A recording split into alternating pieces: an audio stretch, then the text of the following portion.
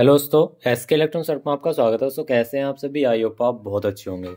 दोस्तों एक मेरे पास एक कार एम्प में जो बेस ट्यूब लगती है ना, ये वो उसका एम्पलीफायर है और ये प्रोफेशनल एम्पलीफायर है, काफ़ी अच्छा एम्पलीफायर है। इसमें प्रॉब्लम क्या आई थी, ये एक मैकेनिक भाई ने मेरे पास भिजवाया है।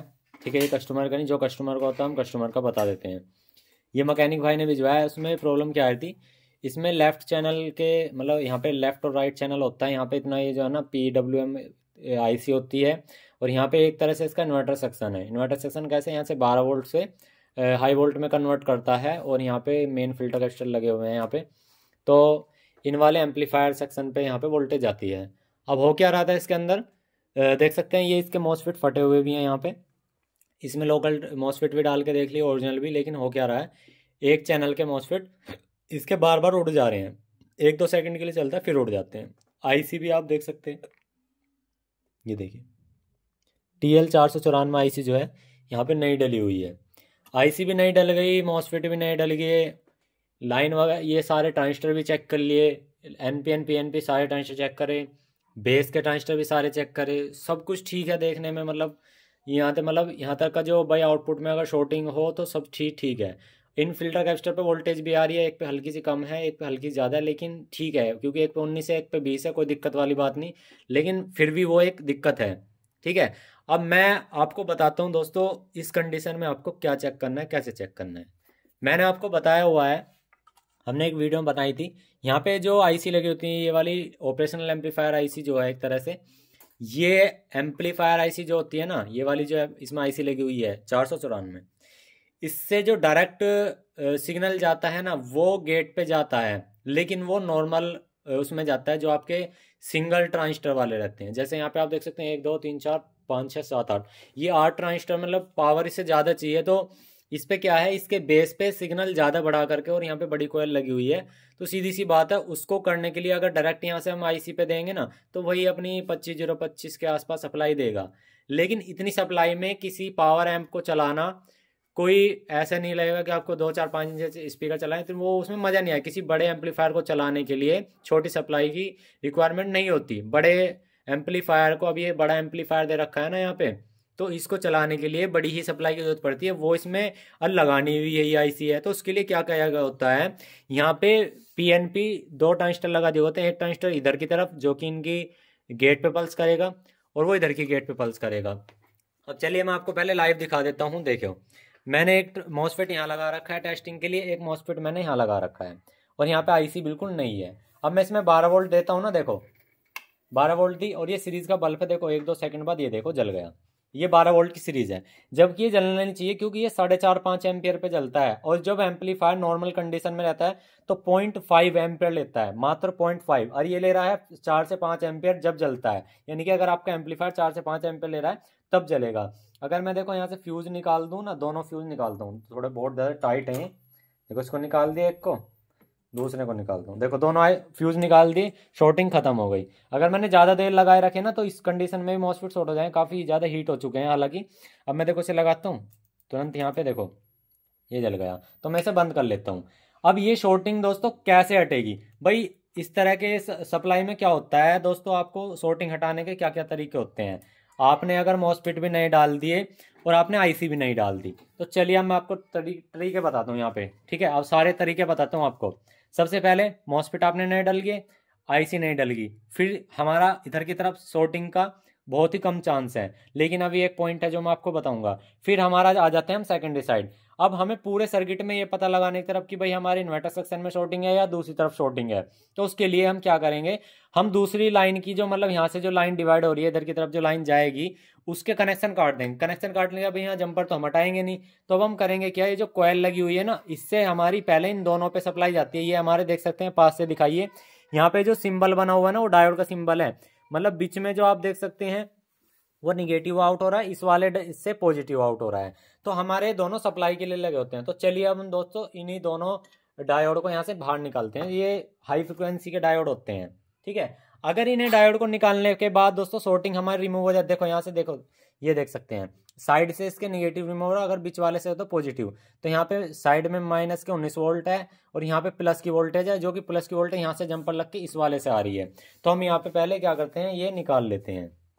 ये पता कैसे लगता है कि ये इसके लिए लगे हुए हैं? तो सीधी सी बात है दोस्तों, जो हमारी चौक कॉयल लगी होती है, इंडक्टर कॉयल जो लगी हुई है यहाँ पे डायरेक्ट देख, इससे यहाँ पे आप देख सकते हैं, ये देखो यहाँ 3 पॉइंट है, 1 2 3, यानी कि 12 0 12। अगर हमने एक कोड के हिसाब से करें ना, वैसे तो यहाँ पे ज़्यादा लाइन है लेकिन 12 0 12, तो जीरो जो होता है वो टोटली ग्राउंड होता है, इसको छोड़ दिया। अब इसकी जो एक ट्रांसफार्मर की लैग है यहाँ पे, जो कोयल ट्रांसफार्मर है ये यहाँ पे आ रही है इस वाले पे, और इससे जाके जब हमारी सप्लाई बने तो हमने यहाँ से लाइन कट गई।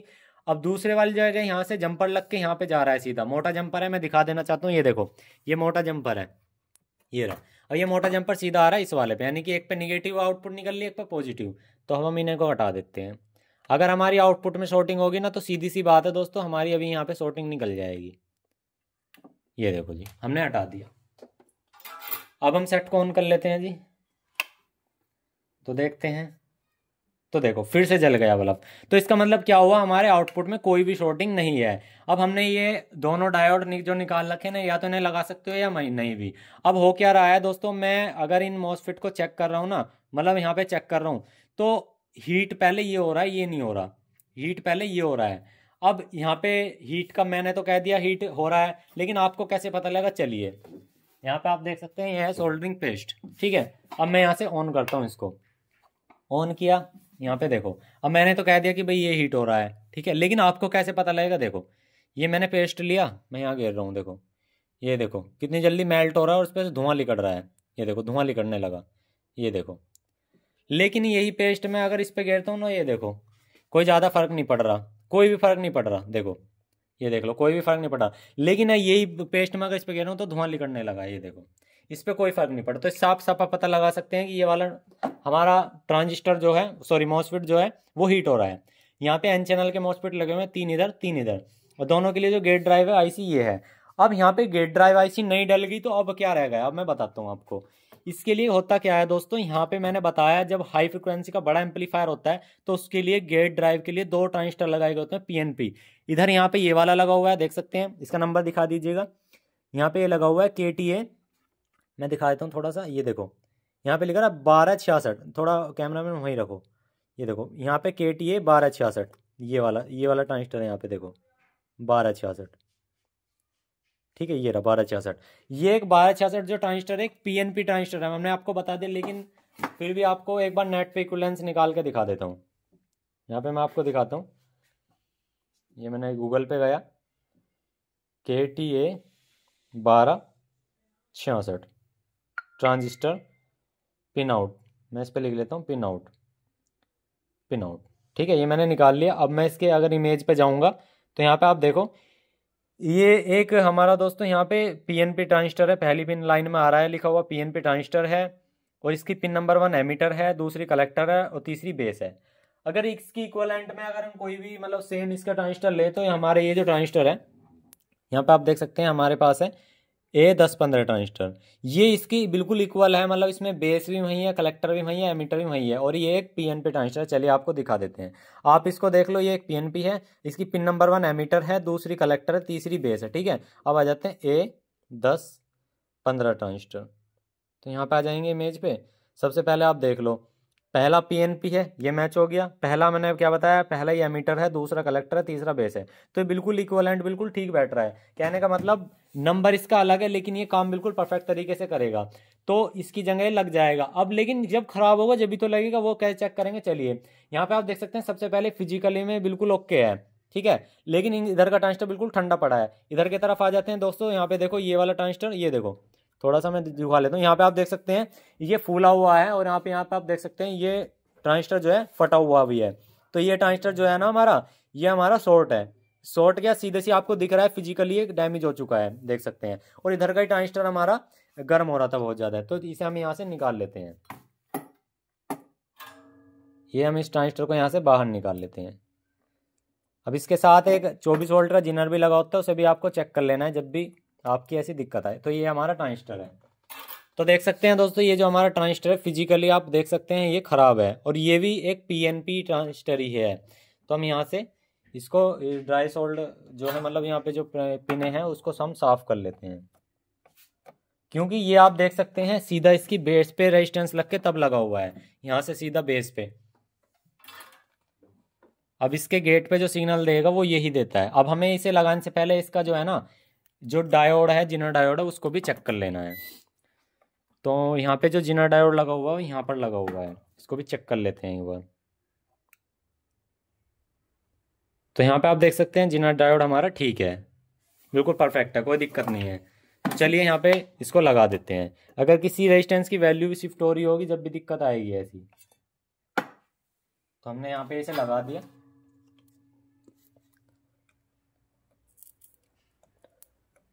इसको सोल्डर कर लेते हैं।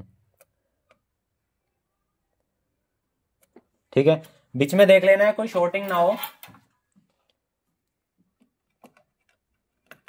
ठीक है। अब चलिए एक बार से टेस्ट कर लेते हैं, फिर से नहीं होगा तो फिर हम रेजिस्टेंस की वैल्यू चेक करेंगे। ऑन किया। अब आप यहाँ पे बड़े प्यार से देख सकते हैं इतनी देर में बल्ब पहले जल जा रहा था। अब यहाँ पे आप देखेंगे ये हीट भी नहीं हो रहा, बिल्कुल ठंडा पड़ा है भाई। और एक चीज़ और बता रहा हूँ, दोनों पे एक साथ हाथ नहीं लगाना ऐसे यहाँ पे, वरना करंट लग जाएगा बहुत तेज। यहाँ पे बिल्कुल ठंडा है और यहाँ पर भी बिल्कुल ठंडा है, देख सकते हैं, क्योंकि ये इसका इन्वर्टर सेक्शन है। बिल्कुल ठंडा है भाई, कोई दिक्कत नहीं है भाई, मैं आराम से हाथ लगा पा रहा हूँ। देखो पहले हाथ किया भाई, यहाँ पे कुछ भी लगाए थे, बहुत ज़्यादा हीट होकर पिघल जाता। चलिए इसको बंद कर लेते हैं। देख सकते हैं 12 वोल्ट यहाँ पे दे रखी है, कभी आप झूठ समझो दोस्तों। यहाँ पे देखो, ये देखो वहाँ पे 12.91 वोल्टेज बिल्कुल परफेक्ट है। चलिए अब हम इसके जो हमने डायोड निकाले थे उनको वापसी लगा देते हैं, उससे हमारी वोल्टेज सारी जो है वो चेक हो जाएगी। तो यहाँ पे इसको लगाया, ये देखो ये लगा दिया हमने निगेटिव वोल्टेज का, और इधर लगाते हैं पॉजिटिव वोल्टेज का जो हमारा निकला हुआ था। ये हमने यहाँ से लिया,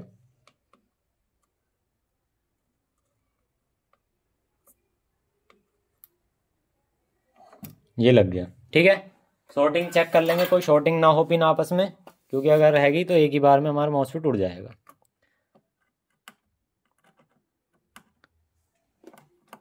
तो शॉर्टिंग नहीं है, ठीक है।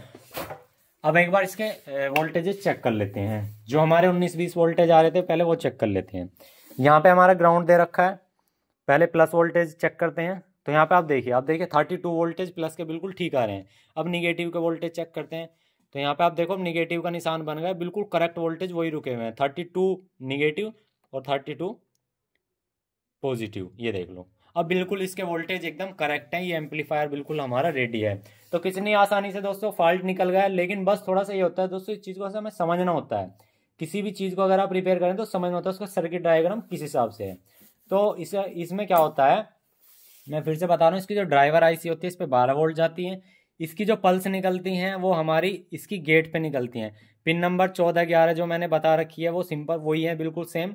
अब इसकी आउटपुट जो निकली वो डायरेक्ट नहीं आई, इन ट्रांजिस्टर के द्वारा होते हुए आई। और वो ट्रांजिस्टर हमारे शॉर्ट हो चुके थे, फिजिकल में भी हमें दिख रहा था ये खराब हो रहा है। लेकिन ये फिर भी हमें चेक करने पड़ते हैं अगर बार बार आपके ट्रांजिस्टर या मॉसफेट उड़ जा रहे हैं, ठीक है। तो वहाँ पे उस कंडीशन में हमने ये ट्रांजिस्टर नया लगाया, फिर उसके बाद मॉसफेट को जांचा तो बिल्कुल नॉर्मल है, और हमारे आउटपुट में वोल्टेज यहाँ पे आ चुकी हैं। अब चलिए ये देख लेते हैं पावर लाइन आई है या नहीं आई है। तो आप देख सकते हैं बड़े आराम से यहाँ पावर की लाइन आ चुकी है, कोई भी प्रोटेक्ट लाइन नहीं है। तो हमारा एम्पलीफायर यहाँ पे बिल्कुल ही रेडी हो चुका है। वीडियो अच्छी हो तो एक लाइक कर देना, और जो चैनल पे नया सब्सक्राइब करना। किस किस ने ये फॉल्ट नया देखा और किसी ने कुछ इससे सीखा है तो प्लीज़ हमें कमेंट्स करके जरूर बताना। थैंक यू, बाय बाय, मिलते हैं नेक्स्ट वीडियो में। जय हिंद, जय श्री राम दोस्तों।